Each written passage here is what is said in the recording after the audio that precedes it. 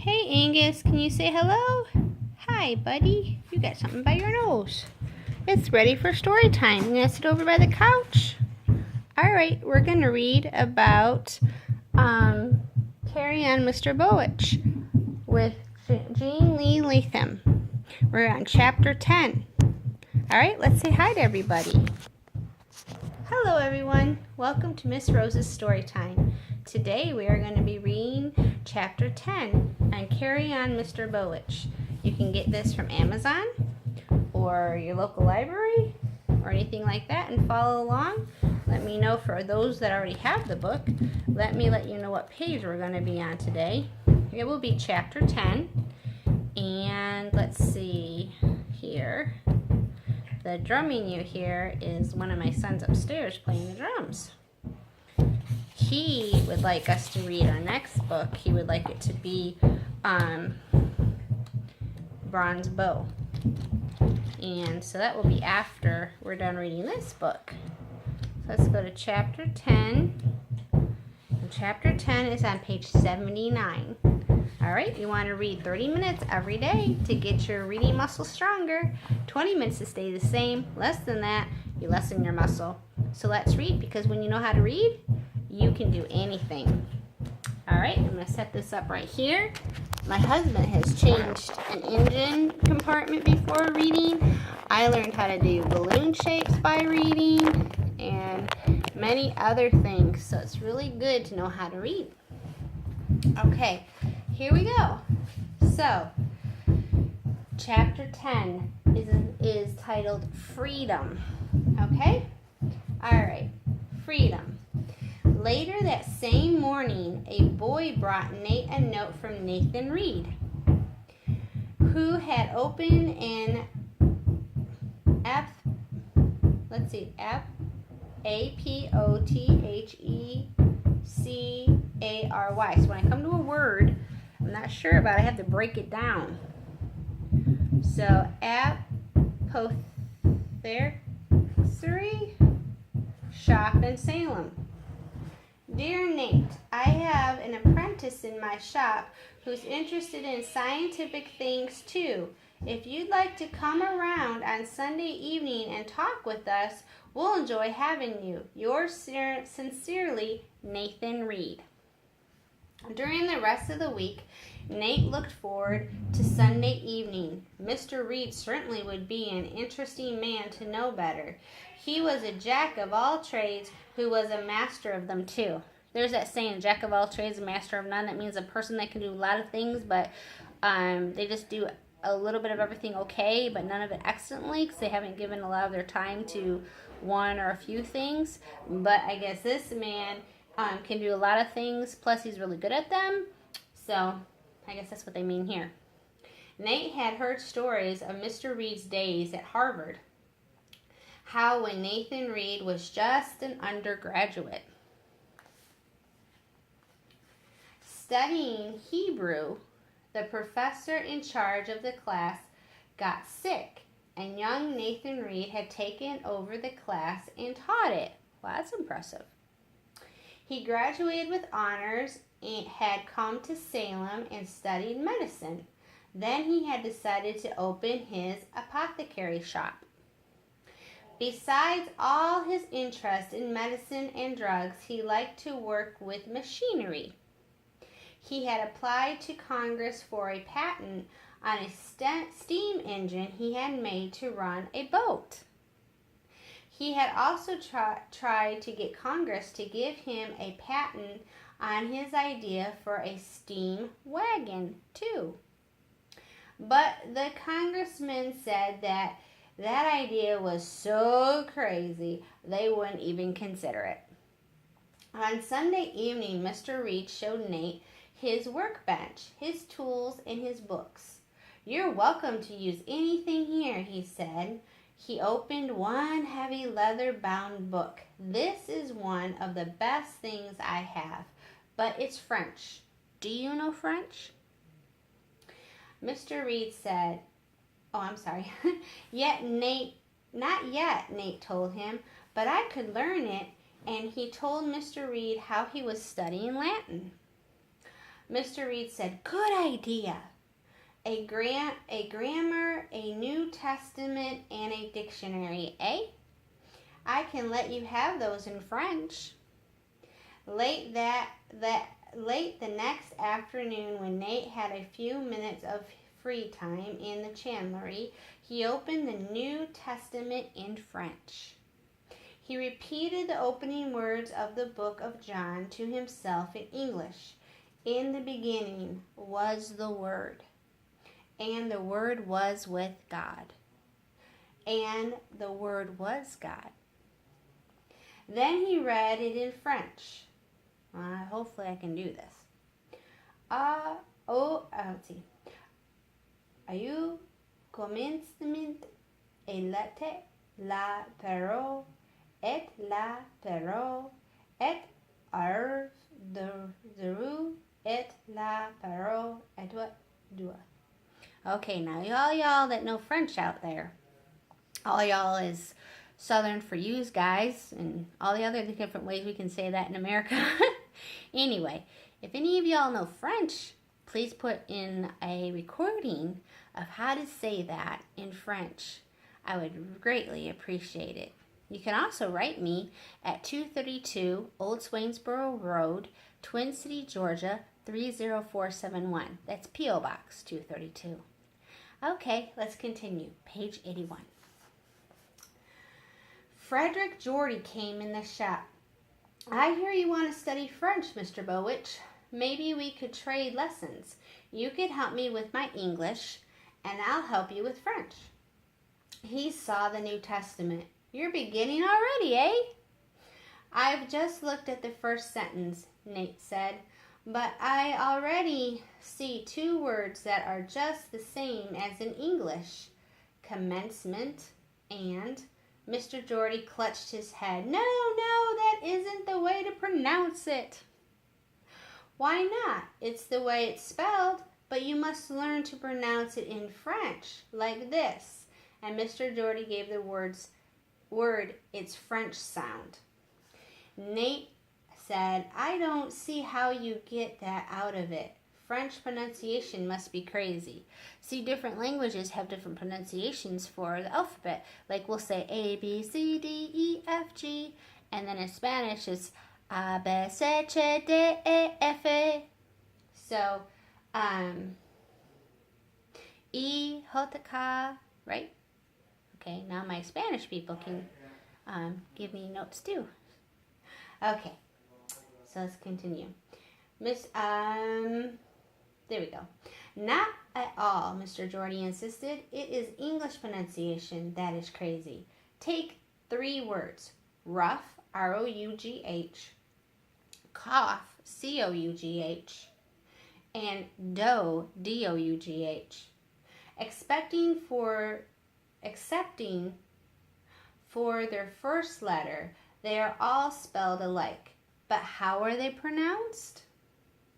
Nate smiled. "All right, English pronunciation is crazy." Oh, and I also want to dedicate this chapter to Samson. But all I want to... I'm sorry. Where'd we go? Lost my place. Yes, English pronunciation is crazy. But all I want of French is to be able to read it. Can you help me with that and not bother about the pronunciation or pronunciation? Say it depends on what part of America you're at and how you pronounce even regular words. "Never. I couldn't stand hearing you mangle it." Nate shrugged. "All right, I'll learn to pronounce it too. With Latin and the Participa, with French and the Kerwin books, and his evening with Mr. Reed, Nate filled every minute when he wasn't working at the chandlery, eating or sleeping. December passed. A new year began. A northeastern howl from the Atlantic and smothered Salem in snowdrifts. For 3 days, Nate sat in the chandlery and studied about almost undisturbed. The fourth morning, Elizabeth Boardman came. Nate smiled at her. My first customer today. What can I do for you? When Father gets back from the West Indies, I want to surprise him. Nate smiled. That shouldn't be hard to do. You can surprise anyone without half trying. Elizabeth studied him gravely. Sometimes I'm not sure what you are talking about. We're even, Nate told her. How do you want to surprise your father? With the present. He always brings me something. Elizabeth's eyes danced. This time I want to give him a present, something he can use. How much can you pay for it? Oh, that doesn't matter. Mother said I could get anything I wanted to. Nate studied. Parallel rulers might be nice. Do you suppose Father has them already? Nate exploded. Of course! What sort of sailing master do you think he is? Then he apologized quickly. I'm sorry, I didn't mean to bark at you. I know, I'm just like a chair you stumble over in the dark, Elizabeth said. It isn't the chair's fault, but you kick it anyhow. She's funny. Oh, Nate blinked. What are you talking about? Your brain. It's too fast. So you stumble on other people's dumbness. That's hilarious. And you want to kick something. Oh, bless it. Oh, Nate felt his face get hot. But I shouldn't. Elizabeth agreed. No, you shouldn't, because even if people are dumb, they aren't chairs, are they? They do have feelings. This kind of reminds me of Shadrach. This is funny. Okay, Liza was right. Nate said, you do have eyes in the back of your heart. Come on over here, and I'll show you how your father uses parallel rulers. He smiled. And you may ask all the questions you want to, and I promise not to bark. In the weeks that followed, he explained a lot of things to Elizabeth. Sextants and logs, spyglasses and dividers. It was March before she finally decided on the present binoculars. When she had paid for them, she said, I'm going to watch for his ship tomorrow, up on the captain's walk on the roof of our home. Nate stared. Tomorrow?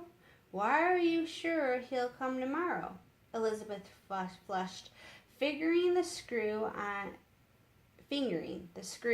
the binoculars. I didn't mean just tomorrow. I mean, I'm going to watch for him every morning until he comes, and she hurried out. Smiling, Nate watched her go. That hadn't been what she meant at all. She was going to watch for her father's ship tomorrow morning. And I wouldn't be surprised, Nate told himself, if Captain Boardman's ship did arrive tomorrow. The next morning, Dr. Bentley stopped at the chandlery with news. Dr. Bentley often brought the first news of a returning ship. Almost every morning, he took a walk out on the neck and stared out over the water. Captain George Crowninshield had built a lookout there for him on a high point, a solid granite base with steps leading up to a seat. There was a flagstaff there so that Dr. Bentley could run up signals. There's bad news, Nate. A ship's coming in with its flag at half-mast. Something happened to the captain. Nate's tongue felt thick in his mouth. What ship? Dr. Bentley shook his head. I'm not sure. I ran my signal to half-mast and then hurried back. I want to be at the wharf when the ship anchors. I know who it is, Nate thought. He felt a chill prickle up his scalp and run down his spine. It was Sam who brought the final news. Captain Boardman, had died in the West Indies. 2 other ships anchored in Salem Harbor that day. Men crowded at the chandlery with talk and with orders. It was late that night before Nate locked the door. He hadn't thought where he was going until he found himself crossing the commons towards Captain Broadman's big white house. As he neared the house, he looked up towards the captain's walk and saw Elizabeth. Wow. When he reached the house, old Minna, Miss Boardman's maid, opened the door. Nate said, "I don't want to disturb Mrs. Boardman. I just wanted to speak to Elizabeth. I believe she's on the captain's walk." Old Minna dabbed her eyes with her apron. "Oh, Mr. Nate, if only you will. The child is bound and determined to be up there. I can't do anything with her. I don't dare tell her mother. I swore Elizabeth was in bed, fast asleep." Nate climbed up to the captain's walk. The trap door creaked when he opened it. Elizabeth whirled to face him. "I won't come down. Oh, it's you, Nate. I'm glad." She clutched the binoculars. "Mother says I may keep them." "That's good," Nate said, "but we don't need them for what we're going to see now. I'm going to show you how to tell time by the Big Dipper and the North Star. Can you find the Big Dipper?" Elizabeth studied the stars a moment. Is that it? Upside down?" "You found it all right. Now look at the stars on the side of the dipper across from the handle, and imagine a line running through them and slanting down. It goes through another star," Nate said. "That's the North Star. If you think of the North Star as the middle of your clock face, and the line from it through those other stars as the hour hand, you can tell time." See, books teach us things. "It says about 1 o'clock. Is that right?" "No, this clock runs backwards." "It is 11 o'clock. "No, there's one other difference. It takes 24 hours for the Big Dipper to swing around the North Star, so every hour space on the clock face stands for 2 hours. Elizabeth sighed. "There goes your brain again." She studied. 10 o'clock? "You're doing fine." Nate went on talking. Finally, Elizabeth said, "I'm sleepy, Nate." They tiptoed down from the captain's walk. Old Minnie was waiting for them. She went to the door with Nate. "Bless you, Mr. Nate.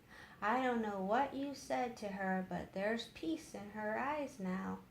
"We looked at the stars," Nate told her. "Sometimes if you look at the stars long enough, they sort of shrink your troubles down to size." Minna shook her gray head. I haven't a notion what you're talking about, but I'm sure it's wonderful. You know, you're real human-like, in spite of your brains." Nate bit back a smile. "Thank you, Minna. You're indentured, aren't you, Mr. Nate?" "Yes, ma'am." "Have you thought about what you'll do when you're free?" Nate smiled. "First thing, I'll hire a fife and drum and have a one-man parade down Derby Street." A puzzled frown wrinkled Minna's forehead. "I've never seen a body do that. My brother John was indentured. I remember what he said when he was free. He said he felt real lost like at first." Sometimes in the 2 years that followed, Nate thought of Minna's words. What would he do when he was free? Where would he find a place in the world? He thought about it especially whenever Hab or William or David was home between voyages. Each of them talked of his ship. Each had found his place in the world. Nate wondered again when the last of his brothers went to sea. Sammy was 16 when he swaggered into the chandlery one day and grinned down at Nat. "Just came to say goodbye for a while. My ship's bound for Jamaica." Nate smiled and shook hands and watched Sammy swagger out of the shop to board his ship. His ship. Sammy had found his place too. Nate shrugged and turned back to his bookkeeping. Even while he was still thinking of Sammy, his glance flickered down a column of figures, and his fingers jotted the answer. He realized his mind was wandering. He jerked his thoughts back in line and added the figures again. He'd been right the first time. For almost 9 years now, he'd been right about figures. What would he do with the next 9 years? Go on adding columns and columns of figures? The week before he was 21, Nate wakened him a feeling of something hanging over him. He sat up slowly and looked about his garret room. How many times his first year in his room had he fought back tears? He had been so alone, no one to say goodnight to, no one to sit and talk to, no one. He had had nothing but the books he studied and the things he copied into his notebooks. For 9 years, this room had been his home. In a week, it would be over. He'd be free. He could come and go as he pleased. "I'll be free," he muttered. "And I know now what Minya's brother meant. I'm beginning to feel lost-like, too." As he got out of bed, a piece of white paper under the door caught his glance. He picked it up and read, "Dear Nate, in case you've forgotten, you have just another week until your 21st birthday. We hope you'll want to stay on in this room. We're sure it would feel empty without you. So as long as you care to stay, and whatever you're doing, think of this room as your home, will you?" There was more, but the words blurred. Thank you again for tuning into Storytime. Please like, share, and subscribe. And remember, you can write me at P.O. Box 232, Old Swainsboro Road, Twin City, Georgia, 30471. Okie dokie. Say bye, Angus.